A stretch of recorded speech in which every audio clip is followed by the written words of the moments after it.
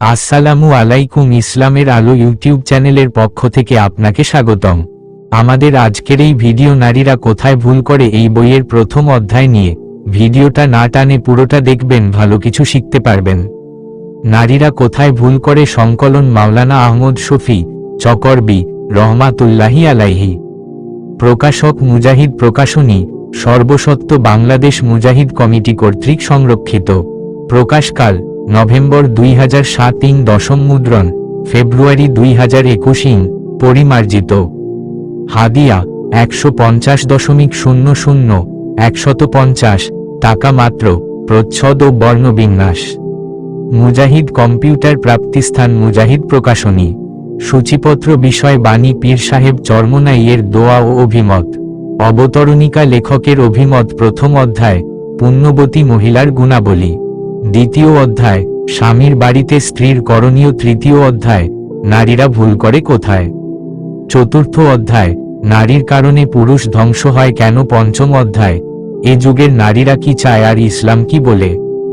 ষষ্ঠ অধ্যায় নারীকে নিয়ে এত দর কষাকষি কেন। সপ্তম অধ্যায় স্বামী নির্বাচনে নারীর অধিকার।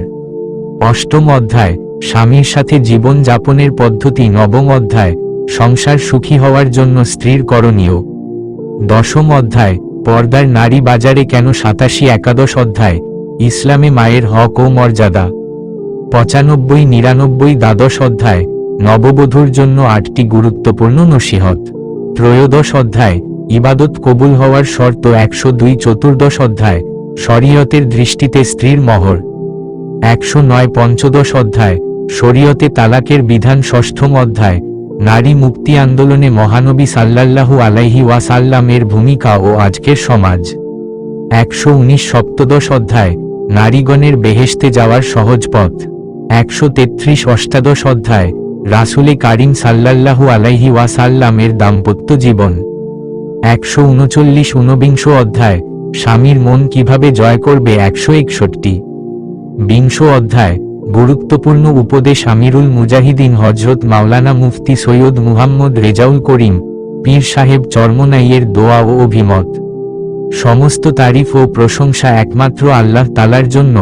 অসংখ্য দরুদ ও সালাম সর্বশ্রেষ্ঠ ও সর্বশেষ রাসূল সাল্লাল্লাহু আলাইহি ওয়াসাল্লাম ও তার আহলে বাইতদের ওপর বর্ষিত হোক। বহু কিতাবের লেখক ও সংকলক প্রিয়ভাজন হযরত মাওলানা আহমদ শফী চকরবি সাহেবের লিখিত নারীরা কোথায় ভুল করে কিতাবখানা বাংলাদেশ মুজাহিদ কমিটি কর্তৃক পরিচালিত মুজাহিদ প্রকাশনীর মাধ্যমে প্রকাশিত হচ্ছে। জানতে পেরে মহান আল্লাহর দরবারে শুকরিয়া জ্ঞাপন করছি। বর্তমান অবস্থার প্রেক্ষিতে কিতাবখানা খুবই উপযোগী হয়েছে বলে আমি মনে করি। চলমান ফিতনা ফাসাদের সময় অধিকাংশ মা বোনদের প্রয়োজনীয় ধর্মীয় জ্ঞান না থাকার কারণে ইসলামের সুশীতল পথ তথা জান্নাতের পথ খুঁজে না পেয়ে ভুল পথে পা বাড়াচ্ছে।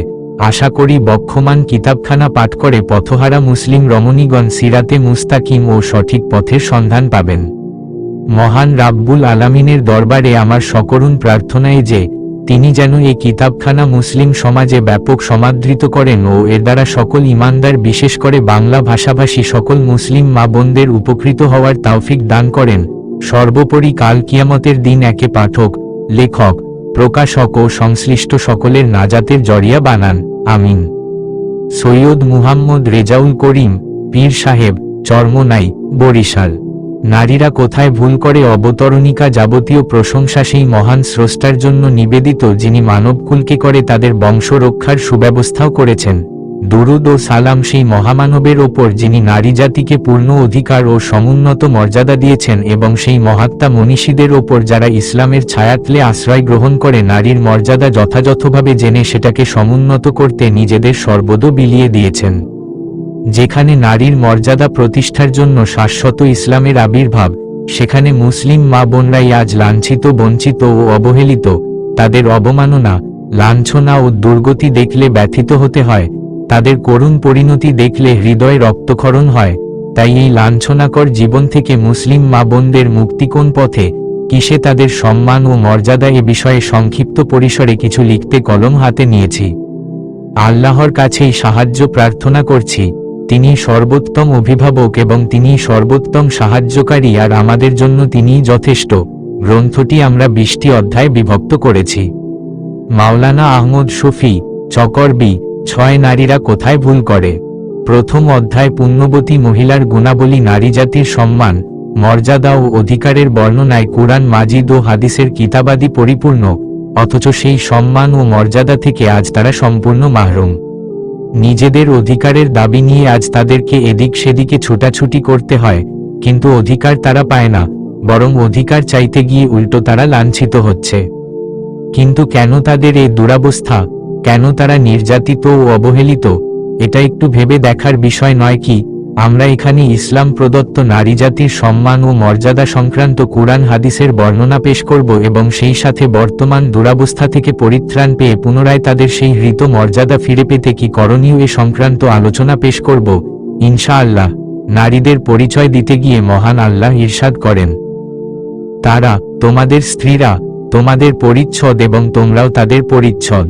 নারীগণ যদি বিশ্বনবী সাল্লাল্লাহু আলাইহি ওয়াসাল্লাম এর কেবল একটি বাণীর প্রতি লক্ষ্য রেখে জীবন যাপন করে তাহলে এখনও তাদের হৃত মর্যাদা পুনরুদ্ধার করা সম্ভব।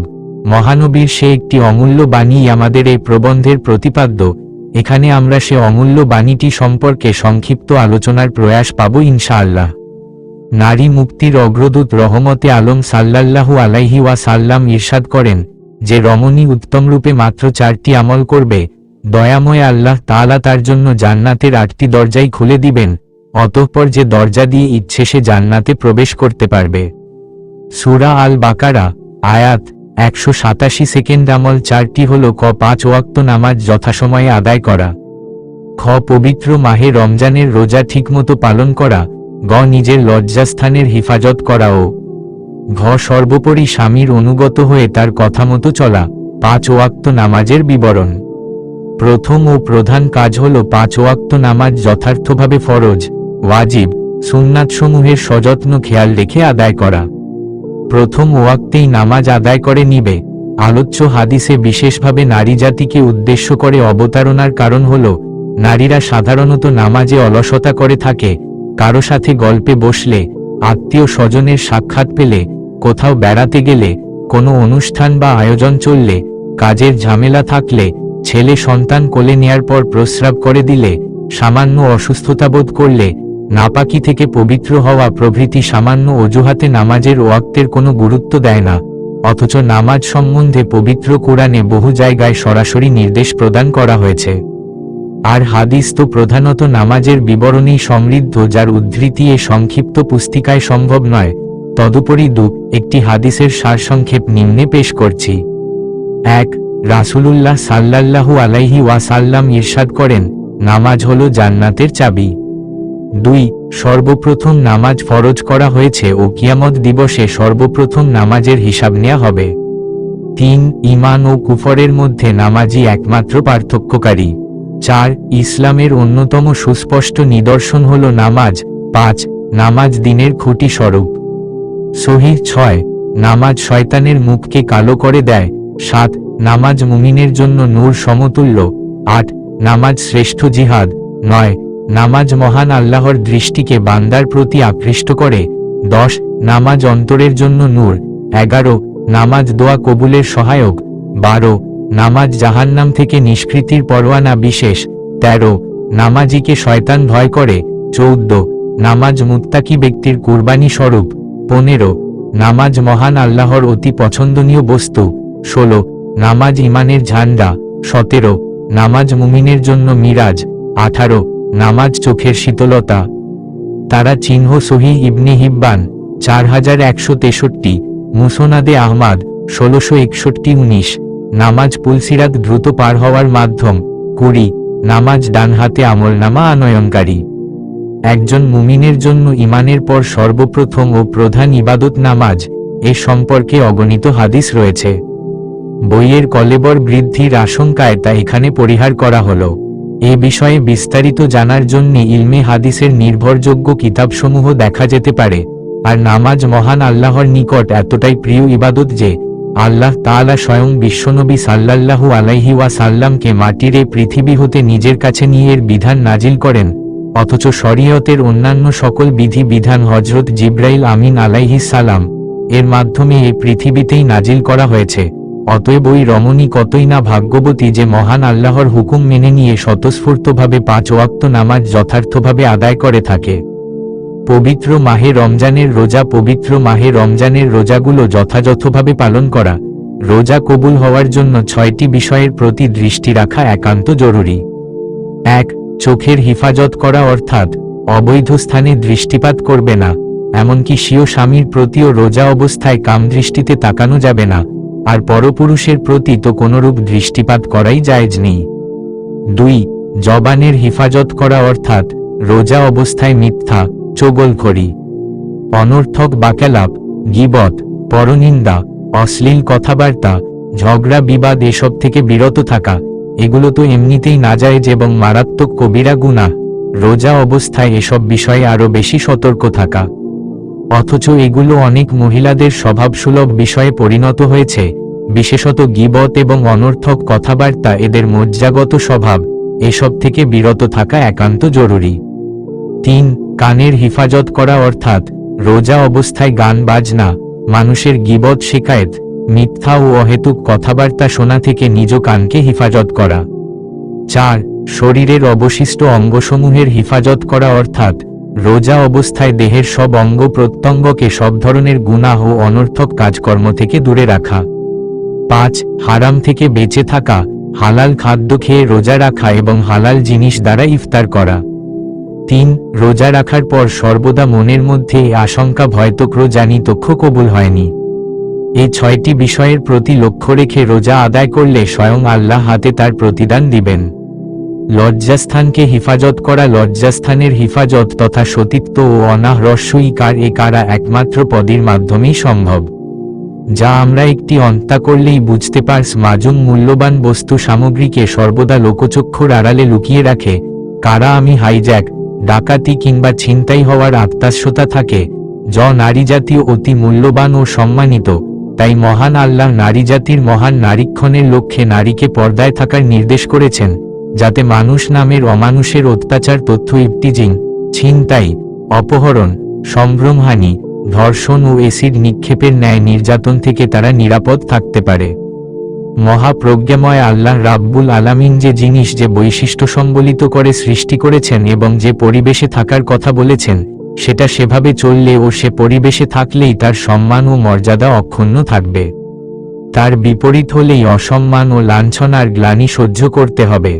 যেমন ধরুন, কলা অত্যন্ত সুস্বাদু একটি ফল, সৃষ্টিগতভাবে তার ওপর একটি আবরণ বা খোসা থাকে, ওই আবরণ সহকারেই কলা বেচাকেনা হয়ে থাকে।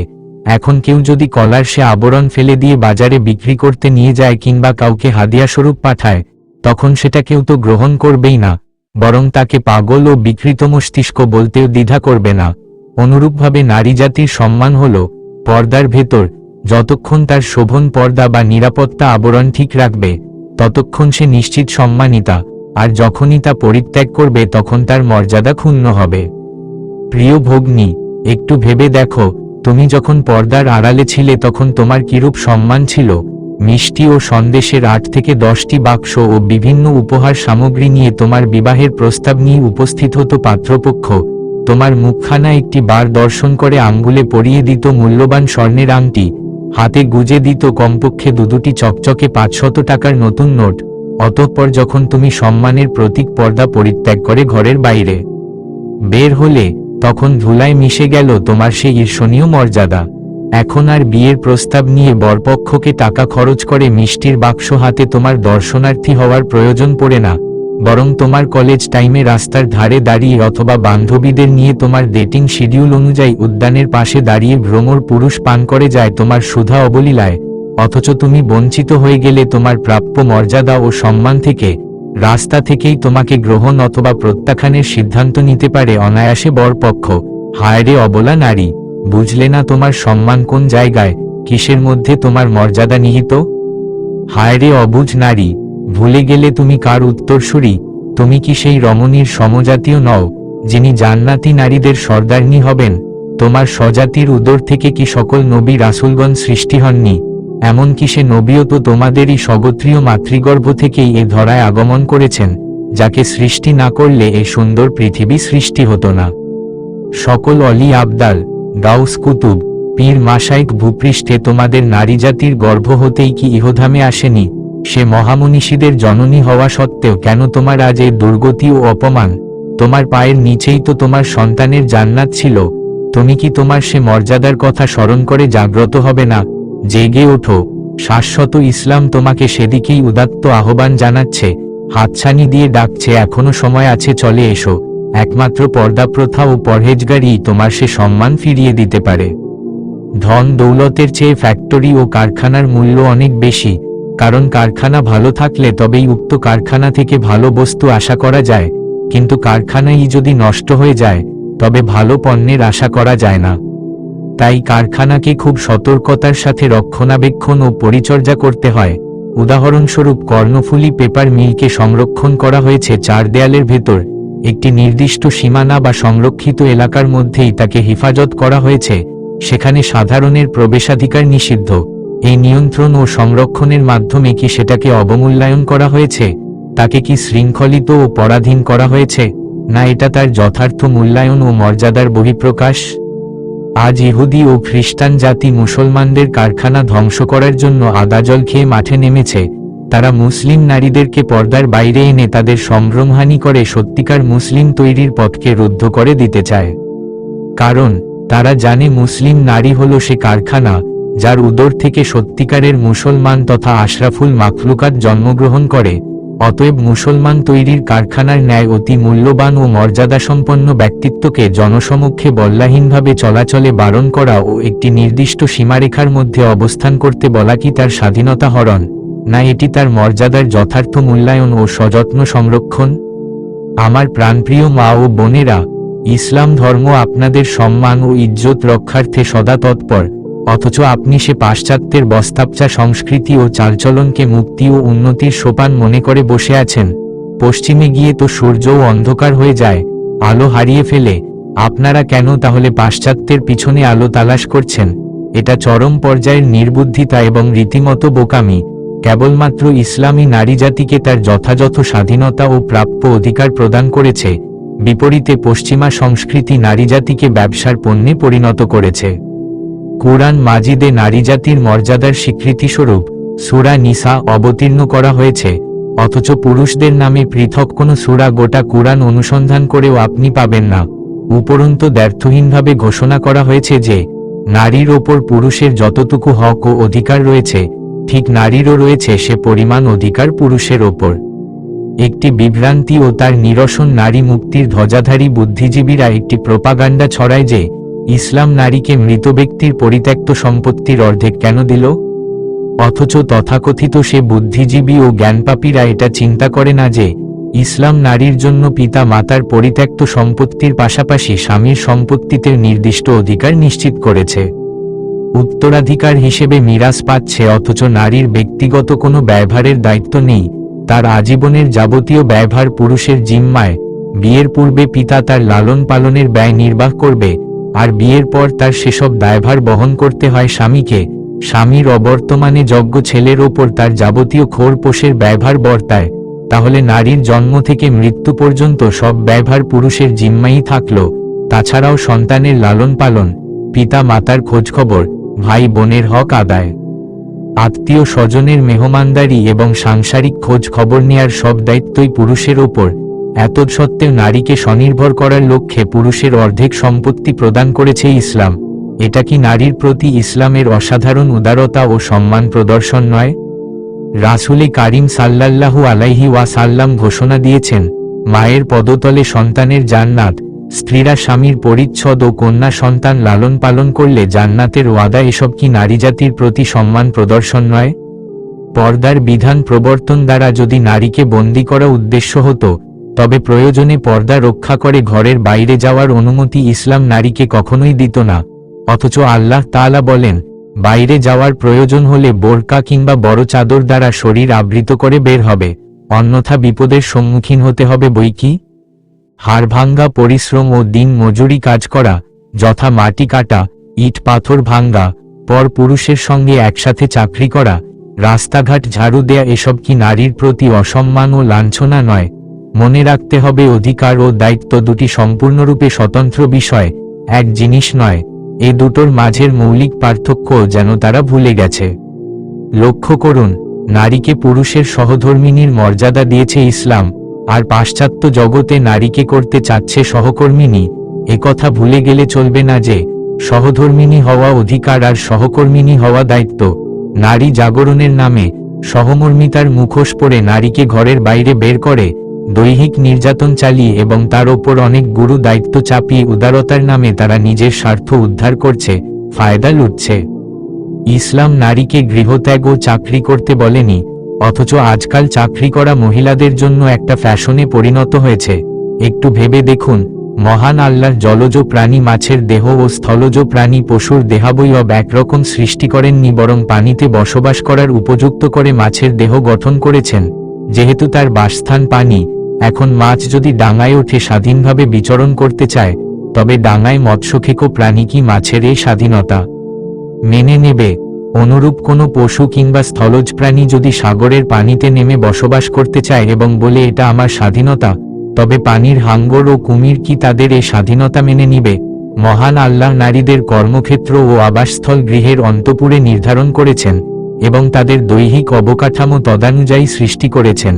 সুতরাং অন্তঃপুরে অবস্থান করার মাঝেই তাদের স্বাধীনতা সুরক্ষিত। পর্দা সম্পর্কে আরও বিস্তারিত আলোচনা রয়েছে। যেহেতু এখানকার বিষয়বস্তু পর্দা নয়, তাই সংক্ষিপ্তাকারে পর্দার আলোচনা এখানেই শেষ করছি। আল্লাহ তাআলা প্রিয় মা বোনদেরকে পরিপূর্ণ পর্দা রক্ষা করে চলার মানসিকতা দান করুন। স্বামীর সেবা ও স্বামীর প্রতি শ্রদ্ধা প্রদর্শনের সীমারেখা। স্বামী কত বড় সম্পদ তা নবী কারীম সাল্লাল্লাহু আলাইহি ওয়াসাল্লামের একটি বাণী থেকে স্পষ্ট হয়ে যায়।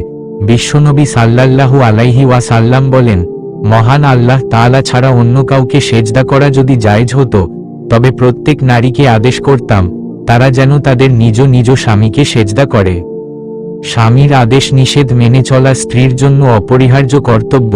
তবে স্বামী যদি স্ত্রীকে কোনো নাজায়েজ কাজ করতে বলে, যেমন বলল, চলো আজ একটু সিনেমা দেখে আসি, স্বামীর এ জাতীয় আদেশও কি স্ত্রীকে মানতে হবে? না, স্বামী এ জাতীয় নাফরমানিমূলক আদেশ করলে তা মানা যাবে না, কারণ স্বামীর ইসলাম বিরোধী কোনো আদেশ নিষেধ মান্য করতে স্ত্রী বাধ্য নয়।